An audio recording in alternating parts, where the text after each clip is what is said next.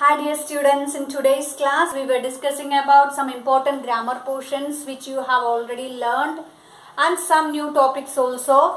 Now let's see what all things we have discussed first. First of all, we have discussed about adverbs. Adverbs means add plus verb, adding something to the verb, that is what is adverb. And then comes adjectives, adding something to the noun is adjectives. And let's go with adverbs now. Adding a word which is explaining the verb, that's what is an adverb. For example, running fast, smiling beautifully. Here in the first word, running fast, running is the verb and then fast is the adverb. And then smiling beautifully, smiling is the verb, beautifully is the adverb. Like that, all the verbs can be supported with one or the other adverbs. The same way is adjectives also, but adjectives are not supporting verb, but they are supporting the noun. And when we are adding something to the verb, it will be coming after the verb. An adverb will be coming after the verb. Running fast, smiling beautifully. Am I right? And the same way, when we are adding adjective, it will be coming before the noun. Beautiful flower. Beautiful is the adjective there, flower is the noun there, like that. And then we have discussed about simile and metaphor also. They are two poetic devices which we are using in the poems and all.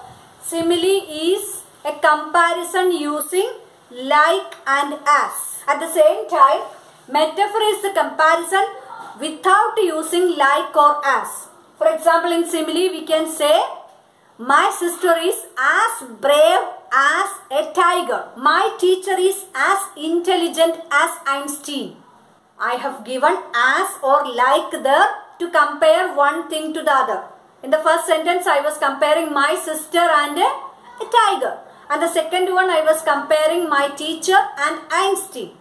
In those two situations, I was doing the comparison. And now at that time, when I am doing the comparison automatically, I will be using like or as. Such sentences we can identify as the presence of simile. Those comparisons where we are using like or as, they are known as similes. And at the same time, when we are using metaphor, we will be comparing things, but at the same time we will not be using like or as. How can we do it? She is a shining star. That's an example of metaphor. The snow is a white basket. That's another metaphor. Here in the first sentence I was comparing a girl with a shining star in the sky. But I was not using as or like in the sentence. Second sentence I was comparing snow with the white basket. Both the sentences I was not using like or as. Such poems where we are comparing two things, two or more things, without using like or as, they are being called as metaphor. And the last point which we have discussed in the class today is rhyme scheme. What is a rhyme scheme? Rhyme scheme is used in poems mainly, and when we check the last words of the lines, each lines we can see some words. Maybe in the first line and third line, or maybe in the first line and second line, like that. The words will have similarity. For example, rat, mat. Look at the words too. The last letters are A-T, A-T. And they pronounce also at. Am I right? Those type of words which have similar spellings and same pronunciation towards the end of the last word in each line.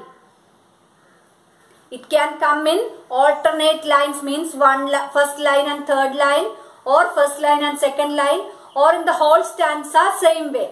It can come anyway. Those type of structures are known as rhyme scheme. All these things we have discussed in the class. I hope it was clear to you. Thank you. Have a nice day.